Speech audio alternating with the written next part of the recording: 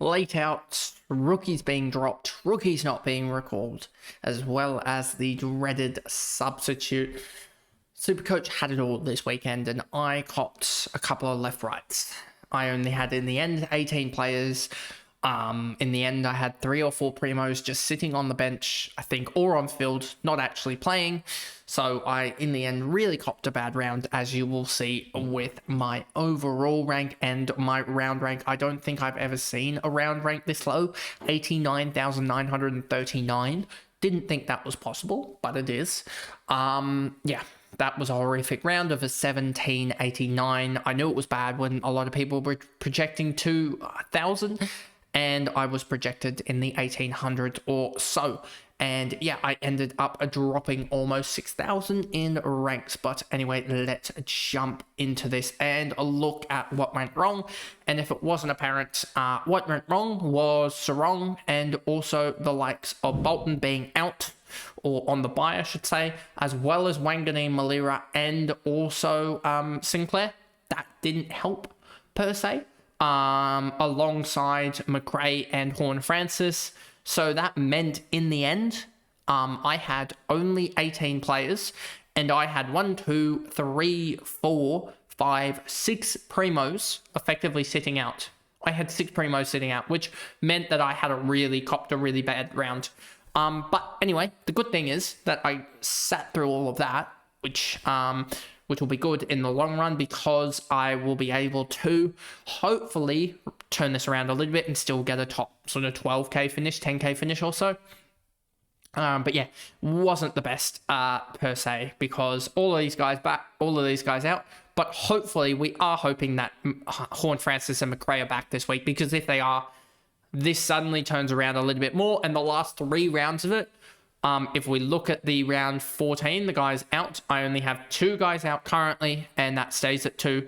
And because I'm going to be holding Gray for for looping purposes, round 15, I've only got Lindsay will go, Hewitt will go on that round anyway, potential as well that Rankin goes, potential this week that Gawn goes as well. I personally think that Lindsay, Gawn are... Well, Lindsay's gone this week anyway. Ross will be potentially out of my side by then, or just on the bench by then. But I'll have coverage in Johnson, McCarthy, and other guys. Hewitt will go to Mills, on his bye anyway, so that'll be that done. And yeah, I can obviously flick McRae and Horne-Francis into the forward line here and make better coverage there, I would say. So I should be fine on that bye to get up towards that 21, 22 guys playing, I would expect. Oh, probably even more, because you got Wanganeen, Malira as well to come in to this backline as well, which I can move players into the backline into the midfield, and then midfielders into the forward line, etc. Like I can play Bolton in the forward line, etc. there, and get myself up to 22 or so guys, which gives me some really good coverage there, especially because it'll be, 2 primos, 3... and then you'll have Gawn there. So yeah, it'll probably be 21 guys on round 15. And then round 16, I'm not hit as hard. 1, 2, 3, 4, 5 guys out. Plus also a couple of rookies, Clark, and then what will be Johnson, I suspect, as well. So yeah, I'm not hit as hard there as well, which will be good. So going through what the mess that was that round. Sinclair DMP. Whitfield forgot to turn up. 84 was put at half forward, and then put it half back, and then put it half forward, and then put it half back. He just went in and around and everywhere, so that really did suck. Zorko in 80, again, another guy that just really struggled. Had a couple of really crucial, costly turnovers that you could almost say in a way cost them the game. But yeah, obviously you're not going to directly say that.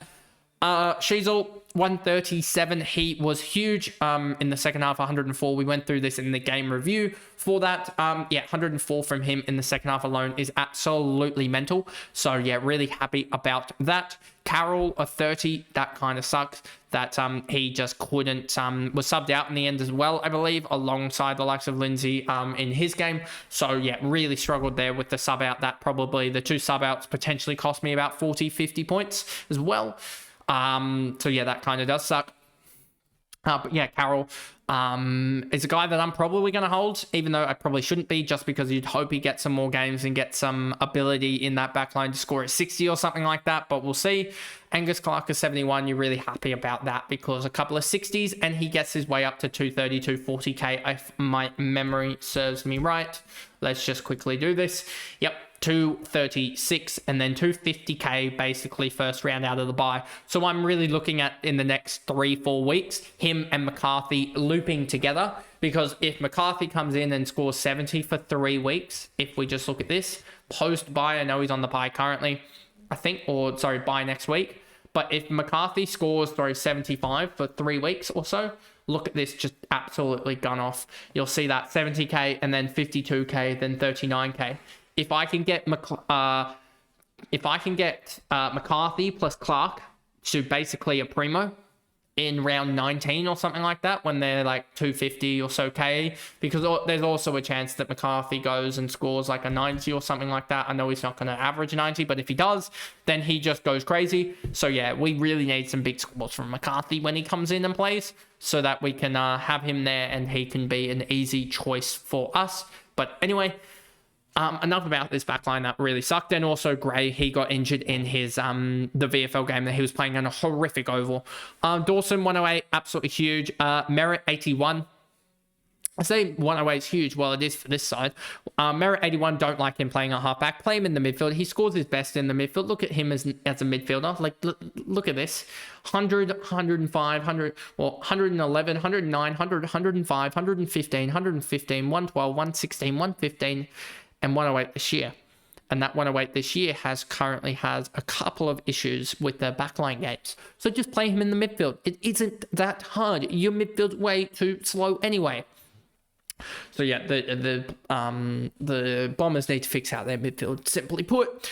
Nick Dacos, 95, 107 average. He did his, well, I guess he did his job to a certain degree through a tag. A 95 is not the worst, but like, feels like you want more out of him, don't you? You want that sort of 110 score, that 120 score that can really change it. Sarong and Bolton DMPs as they had the bye. Caldwell grabbing a 102 is pretty decent display.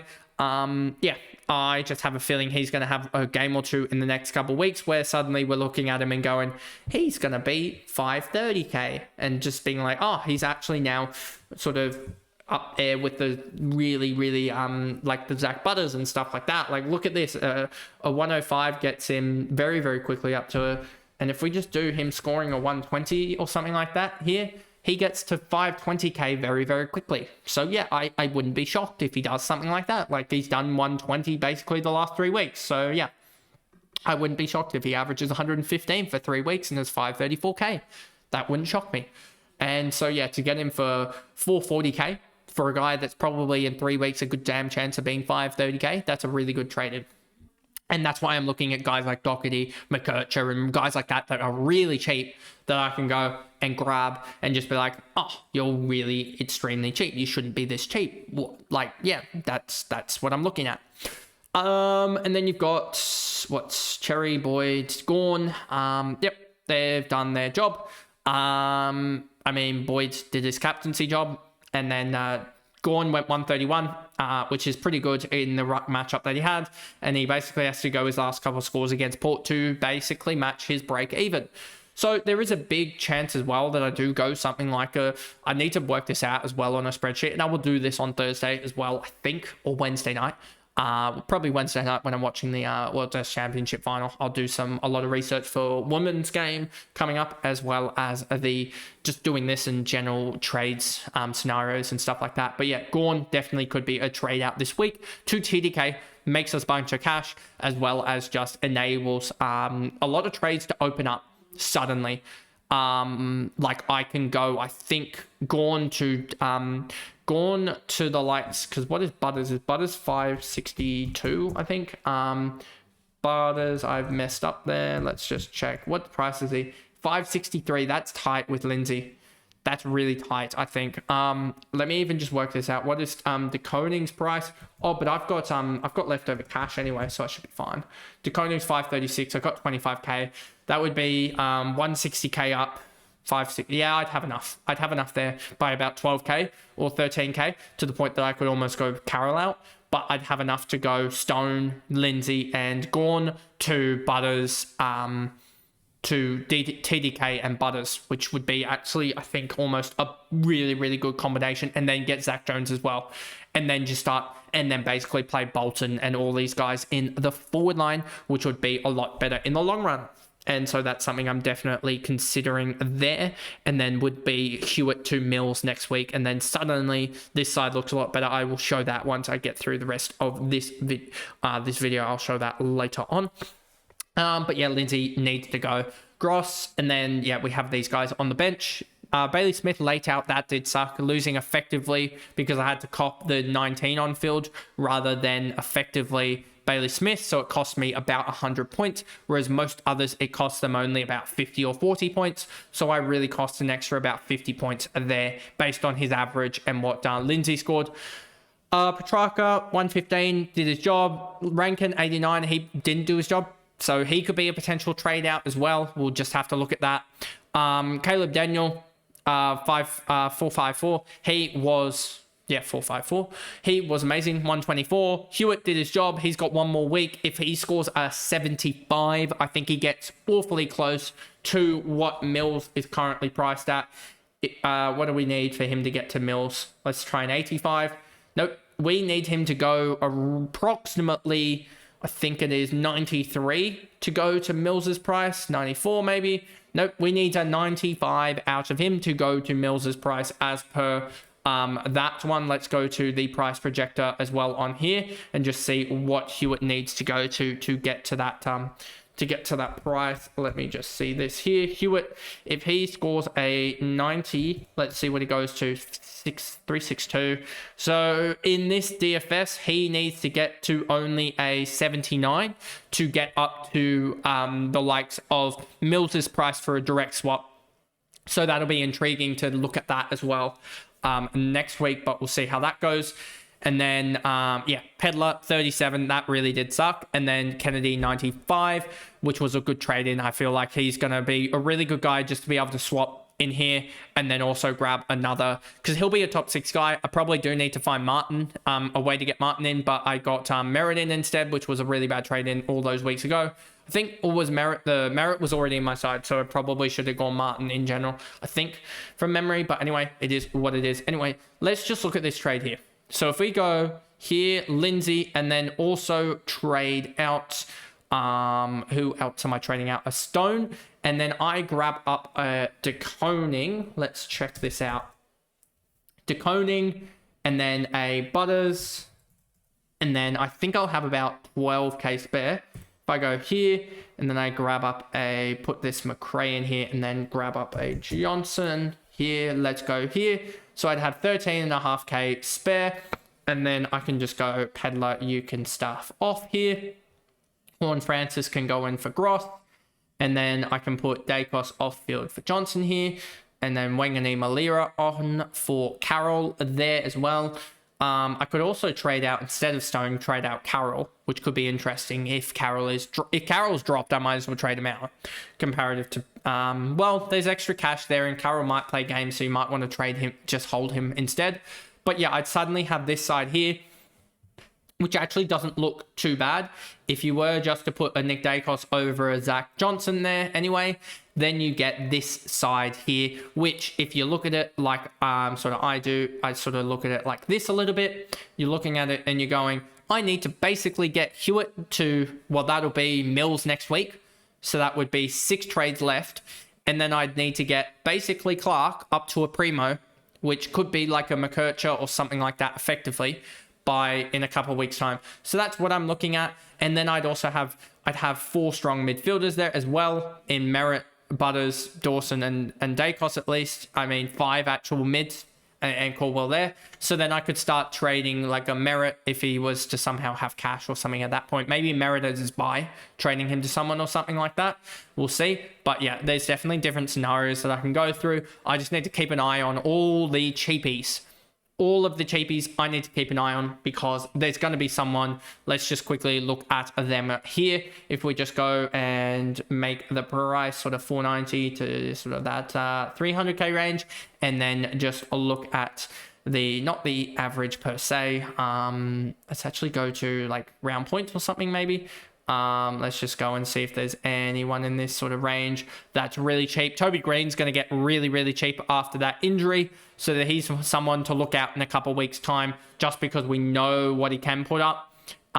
Given that he's put up 75, 124. So yeah, he's definitely put up low scores, but if he gets extremely cheap like we expect him to, if we go, oh, he's going to score 70 for the next 2 weeks, he's going to drop down to 315k, 315k post buy. That is a cheap, almost straight upgrade from a rookie, almost in a way. So if you can get him for 315k post buy, that is huge. So guys like that as well, that we will be sort of just discussing in the next couple of weeks as well. I think his partner in crime in the likes of, let me just find him, in the likes of Brett Daniels as well, 401k. He could become, well, he's probably going to be about 400k, but he's also going to be relatively cheap. So guys like that are really what I'm looking at and just going, who's a guy that's really, really cheap currently that I can grab and maybe profit 100, 150k off of. Like Phil Thorpe's dropped, but I think he's going to hold around that really low price. Who else is just looking here quickly through this? You've obviously got Mills, who was on the buy. Who else? And then, yeah, like Marek's dropping down dramatically as well. He dropped 37k. Anyone else here that I like the look of? I don't really think there is, to be honest with you. Maybe you take a flyer on a Carl Amon, who's dropping now dramatically as well. He was averaging 106 at the start of the year, and something has changed a little bit. It looks like he's not really getting those big scores, because he's going to be dropping to that 460k range, which is a decent sort of cheapies range. Who else? Not really liking Trent Rivers. Remember Perryman and all our sides. Darcy Parish at 480k. That's intriguing, but also not at the same time. Dylan Moore at 360k, or 386k, sorry. He's intriguing. Just because he's got that round 15 buy. Do you pick him up in round 16 at say he goes and scores a 95 or something? Do you grab him up at 398k, something like that? Who knows? But yeah, he could definitely be a guy that you just look at as well. Tom Powell, guys like that as well. I think you're going to see Ned Long scored an 84. He's still here. Who else? We obviously look through the likes of Brett Daniels. And then you've got guys up here who are starting their uptake, I would say. Even Chubb Warner, 478k. He's going to get cheap as well, you would expect. Brady Hoff is a guy that I've looked at as well. Just quietly, I know he's very, very up and down, which has sort of put me off. Who else? McAuliffe's doing well. And then you get into the guys who had a really good game in the last week. And there's not really many guys that I would like. Doherty and Mills are two guys that I'm looking at as well. They're definitely two guys that you could look at. Sam Walsh had a really good game. Jai Simpkin, I wouldn't touch him. Tom Stewart as well, 455k. Could you touch him after his buy? But by the time he hits his buy, 470. Oh, he's probably going to be he could potentially be 500k by the time he hits his buy. 487k with 200s. Could you go there with Tom Stewart? Is a big question. And then also anyone else here that I like the look of, I would say not really. Maybe a cheapie on like a Jake Soligo. That could be a cheeky or a cheapie, sorry. And then you've also got Colby McKercher. If the Swans do persist with the backline that they've got at the current stage, then potentially a Nick Blakey is a guy that you can actually look at as a real cheapie.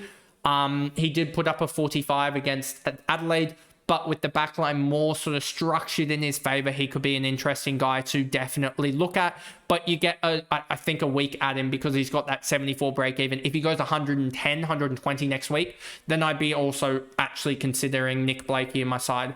Just because if Mills is at halfback helping him out, then that'll be really good. But anyway, that's sort of the video there, going through all of the trade target. Well, not trade targets, actually. My fantasy team. SuperCoach team. What am I doing? SuperCoach team for round 13. They're dismal around for me. But there are plenty of guys you can look at, or I can look at targeting, to help out my side and really revive it, because there's a lot of there was a lot of mess in it. But anyway, if you did enjoy that video there, I think it's this one. Is it this one here? Yeah. Remember to like and subscribe, turn the notification bell on so you know when I upload, and I will see you guys on Wednesday for the trade targets. That'll probably be a late one coming out at like 8 or so p.m. So I'll see you guys in those videos. Bye, guys.